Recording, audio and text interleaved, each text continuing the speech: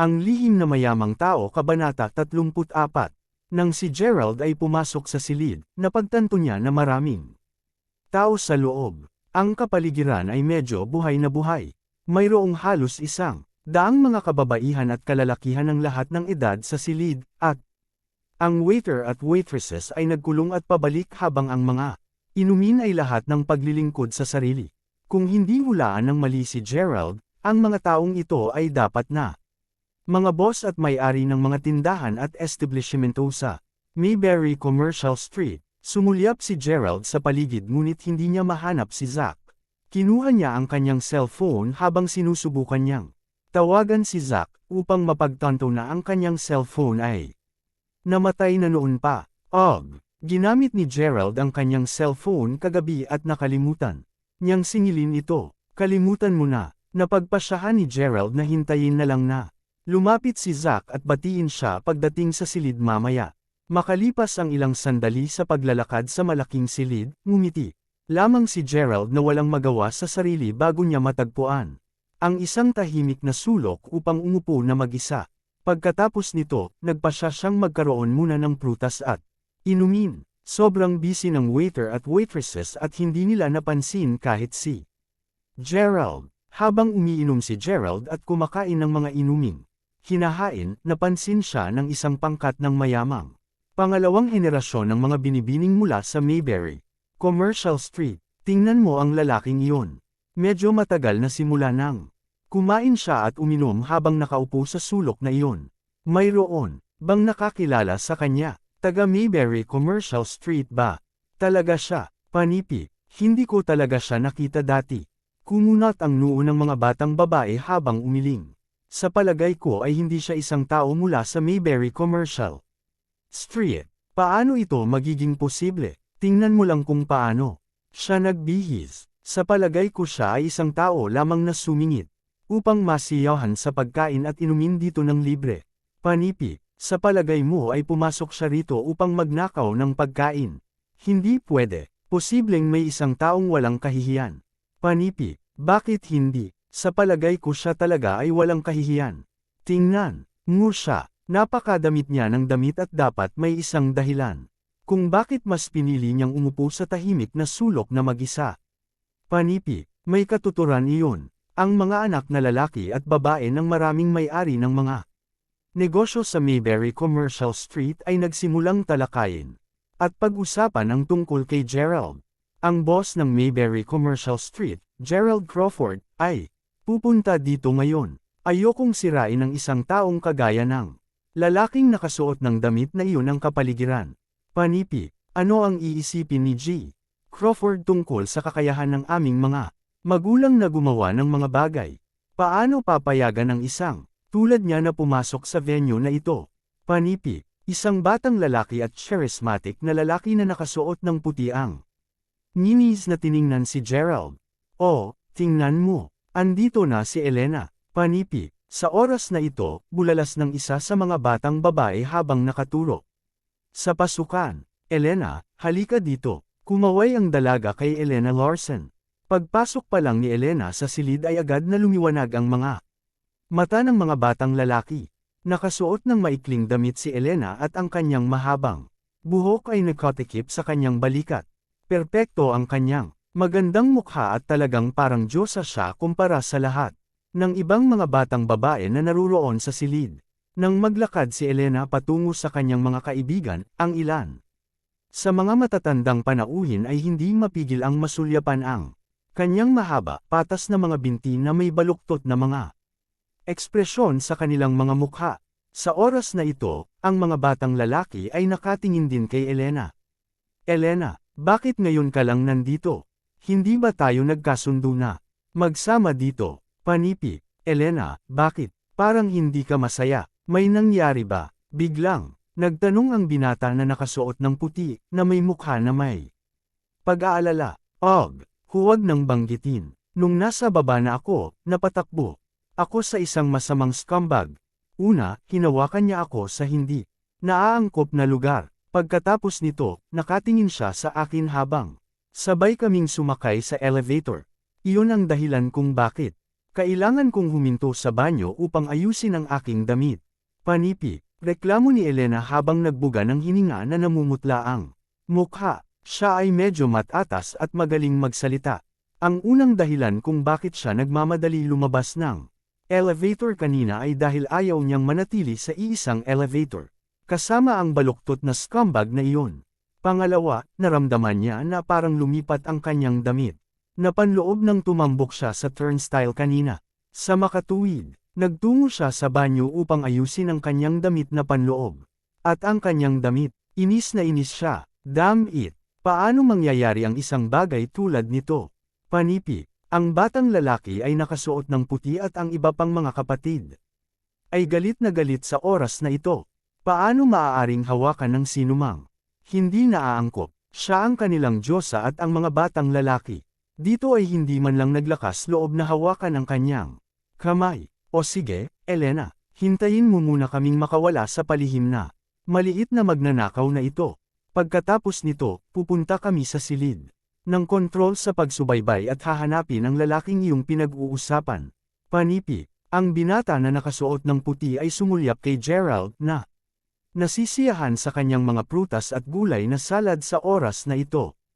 Oo, dapat nating alisin muna ang magnanakaw na iyon. Echoed ang lahat ng mga batang babae sa oras na ito.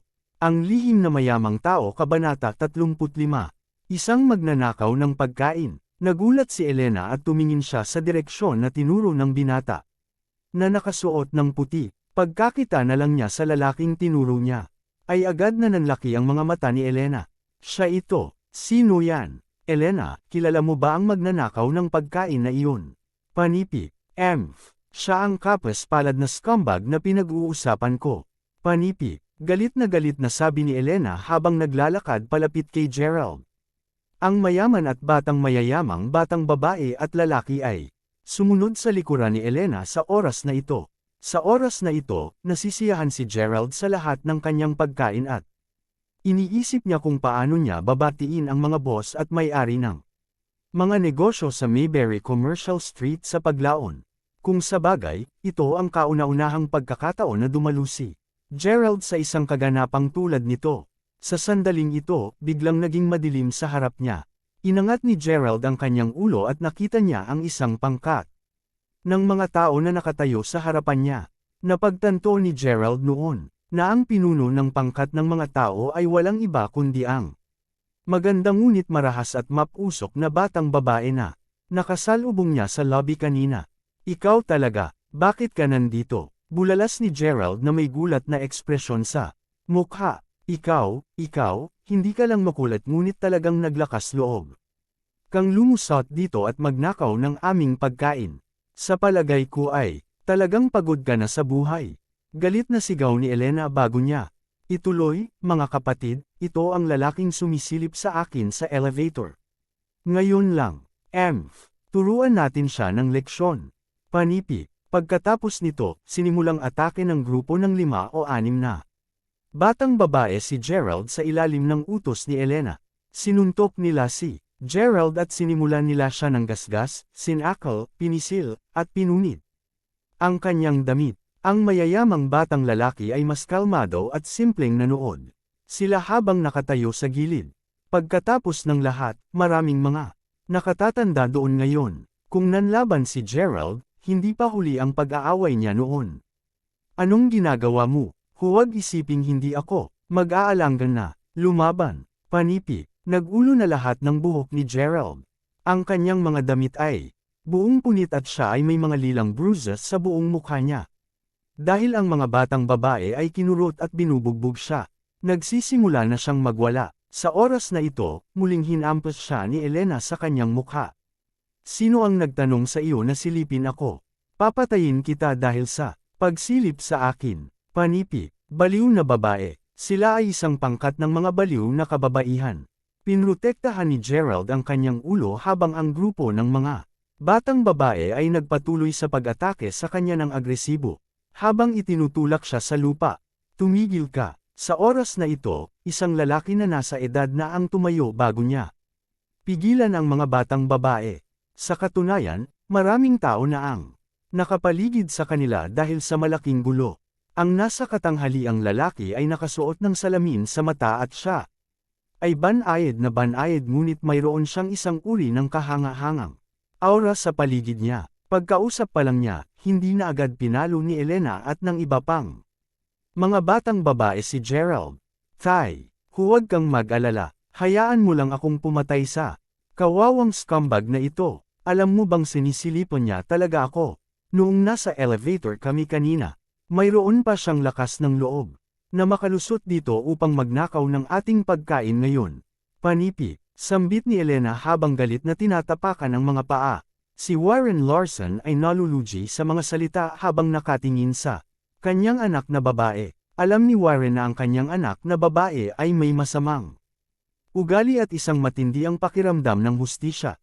Gayunpaman, hindi niya nais na gawing hindi komportable ang sitwasyon para sa natitirang mga panauhing nandito ngayon. Malabo niyang naalala ang insidente noong nakaraang taon nang masaksihan ni Elena ang isa sa mga kaklase niyang babae na binubuli ng isa pang mayamang binata. Sa pagtatangkang makuha ang hustisya para sa kanyang kaklase na babae, inatake ni Elena ang mayamang binata at inalis ang pagkalalaki niya.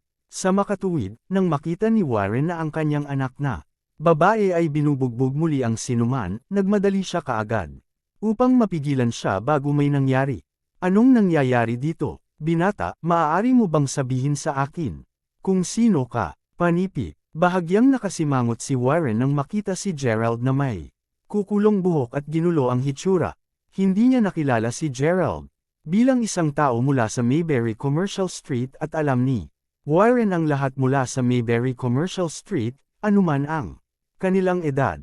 Ako ay isisiwalat na sana ni Gerald ang kanyang pagkakakilanlan sa oras na ito. Gayunpaman, tinaas na ni Elena ang kanyang paa upang sipin ang pandiya ni Gerald. Pinigilan siya ni Gerald bago niya ito magawa.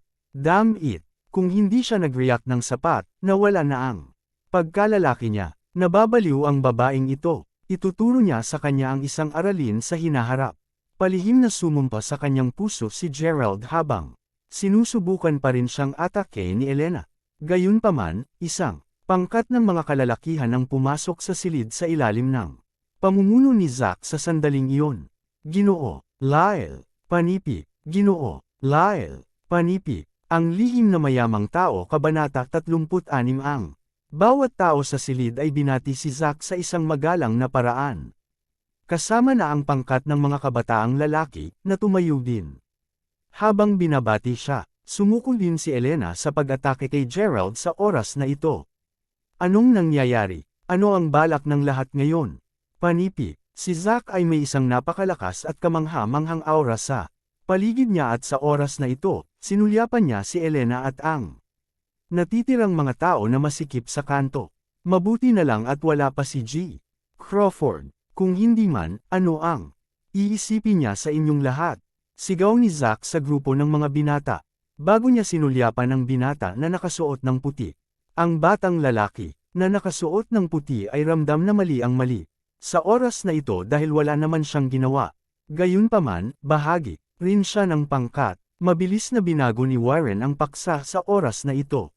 Ginoo, Lyle, hindi mo ba sinabi na malapit na dumating si G. Crawford? Panipi, si Zack ay sumagot sa isang malamig na pamamaraan. Sa gayon, tila hindi ako makikipag-ugnay kay G. Crawford ngayon. Sa palagay ko, pinatay na niya ang kanyang cellphone. Panipi, magpapas siya ba si G. Crawford na hindi na sumama sa lahat? Sa oras na ito, ang karamihan ng mga tao ay may malungkot na ekspresyon sa kanilang mga mukha. Ito ang kanilang pinakamahusay na pagkakataong makilala at maipakita ang kanilang sarili kay Gerald Crawford. Oo naman, hindi ito kasing simple ng akala nila. Si Gerald ay simpleng hindi isang tao na magpapakita dahil lamang sa inimbitahan nila siya sa piging. Sa oras na ito, tila nababasa ni Zack ang kanilang isipan at alam niya mismo kung ano ang iniisip nila. Pagkatapos nito, sinabi niya, huwag mag-alala, si G. Crawford ay hindi ang taong sa palagay mo siya. Siya ay isang mapagmahal sa kapayapaan at kaibig-ibig na tao at kung sinabi niya sa akin na siya ay narito, tiyak na nandito siya ngayon. Panipi. Matapos niyang magsalita, lumingon si Zack upang maghanap ng isang binata bago niya sinabi, Flynn, maghanap ka ng paraan upang makipag-ugnay kay G. Crawford sa lalong madaling panahon. Kailangan nating hanapin siya ng pinakamabilis hanggat makakaya natin. Panipi. Mabilis na sumulong si Flynn bago siya tumango ng galang kay Zack. Tio Zack, magho-host kami ng isang piging para kay G. Crawford. Ngayon ngunit parang may sinumang sumubok na mag-crash ng aming piging. Paano natin siya haharapin? Panipi. Si Elena ay tumingin kay Zack sa isang coquettish na paraan sa oras na ito. Oh, ganoon ba? Ano ang gusto ng pamangkin kong gawin sa lalaking iyon? Panipi. Ngumiti si Zack bago siya tumingin kay Elena. Si Elena ay talagang napakaganda, buhay, at kaaya-aya. Sa katunayan, palaging naidoted siya ni Zack dahil talagang hinahangaan niya ang malakas na pakiramdam ng hustisya. Iminumungkahi kong ibigay namin siya kay Brother Flynn. At dalhin siya sa martial arts studio ni Brother Flynn upang bugbugin siya at turuan siya ng leksyon. Panipi. Hindi mapigilan ni Flynn na mapangiti nang marinig ang sinabi ni Elena. Sinulyapan ni Zack ang figure ng binata na nakahiga sa lupa, sapagkat siya ay binugbog ng hindi makilala ng grupo ng mga batang babae. Pagkatapos nito, nagbigay siya ng isang malambing na ngiti bago niya sinabi, sige na. Flynn, gawin mo lang ang iminungkahi ni Elena. Noon, ngunit una, kailangan mong pumunta at hanapin si G. Crawford. Panipi. Mr. Lyle, hindi mo ako hahanapin. Nandito ako. Nakialam lang si Gerald sa oras na ito. Boom! Pagkarinig ni Zack ng boses ni Gerald ay nagsimula ng manginig ang katawan niya nang hindi mapigilan. Pagkatapos, tiningnan niya ang binata na nakahiga sa lupa na may kukulong buhok at buloang hitsura. Nanlaki ang mga mata ni Zack sa gulat habang nakatingin kay Gerald. Sa oras na ito, ang karamihan ng tao ay maaaring makipagpalitan lang ng tingin sa isa't isa, hindi maunawaan kung ano ang nangyayari. Ang pangit mong tao, naglakas loob ka pa ring makipag-usap. Ngayon, sino ang sinabi mo na ikaw? Tanong ni Elena sa isang mapanirang tono habang nakatingin kay Gerald. Hahaha, ang galing mo talaga umarte. Nagpapanggap ka pa ring G. Crawford ngayon di ba? Panipi. Ang pangkat ng mga batang babae ay inis din sa oras na ito. Matapos magbalik ang pakiramdam ni Zack, napabingi siya sa sinabi ng mga batang babae, dahil talagang nalilito siya sa oras na ito. Dapat sana ay bigyan nila si Gerald ng isang maligayang salusalo. Ngayon ngunit siya ay binugbog. Lumakad si Zack kay Gerald bago siya sumigaw ng may respeto, Mr. Crawford, humihingi ako ng paumanhin para sa nangyari. Panipi. Si Zack ay yumuko sa harap ni Gerald sa isang 90 degree na anggulo. Ano? Ang karamihan ng mga tao ay nagulat sa oras na ito. Si Elena at ang iba pang mga kabataang babae ay labis ding nalilito. Ang taong ito ba, talagang ang boss at may-ari ng Mayberry Commercial Street? Siya ba talaga ang sumusuporta kay Zack sa lahat? Ang lalaking ito dito ay si Gerald Crawford. Namutla na si Warren at mabilis niyang sinabi, Mr. Crawford, masaya talaga ako na makilala kita ngayon. Panipi. Pagkatapos nito, yumuko siya sa harapan ni Gerald sa isang mapagpakumbabang pamamaraan. Naramdaman niyang tapos na ang kanyang buhay. Pinalo lang ng anak niya si Gerald ng sobra. Masaya akong makilala, G. Crawford. Ang natitirang mga tao ay nakayuko din habang binati nila si Gerald. Gayunpaman, si Elena at ang kanyang mga kaibigan ay nakatayo pa rin ng tuwid at hindi muna sila yumuko sa harapan ni Gerald. Sa oras na ito, tiningnan ni Gerald si Elena na may mapaglarong mukha habang sinasabi, kaya, binibini, paano natin haharapin ang bagay na ito ngayon? Ang lihim na mayaman na tao, Kabanata 37. Ako, hindi ko alam.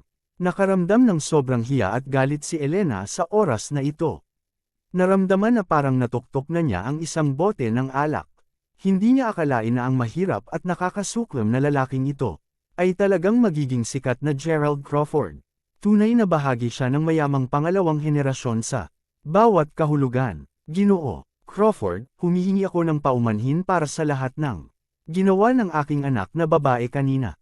Maaari mong parusahan ang aking anak subalit nais mo. Panipi, nakayuko si Warren at hindi niya talaga nilakasang itaas ang kanyang katawan. Sa totoo lang, nang makita niya sina Elena at Warren na kumikilos sa ganitong paraan, hamupa na ang galit ni Gerald. Sa totoo lang, alam ni Gerald na may kasalanan din siya dahil sa totoo lang medyo umasta siya kanina.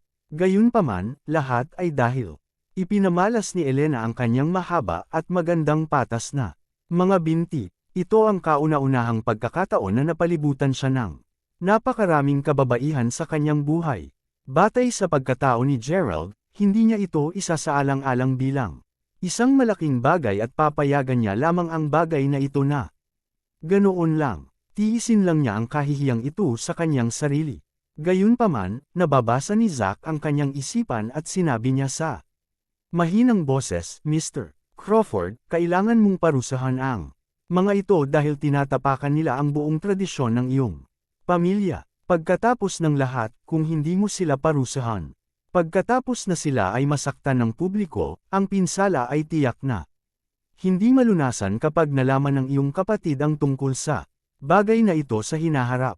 Ang mga kahihinatnan ay hindi kasing simple ng iniisip mo. Panipi, sa oras na ito, tumingin si Gerald kay Warren na nakayuko pa rin sa harap niya. Alam ni Gerald na paparusahan niya si Elena at ang mga kaibigan nito. Kung hindi man, lahat ng malalaking boss sa Mayberry Commercial Street ay hindi matatakot sa kanya.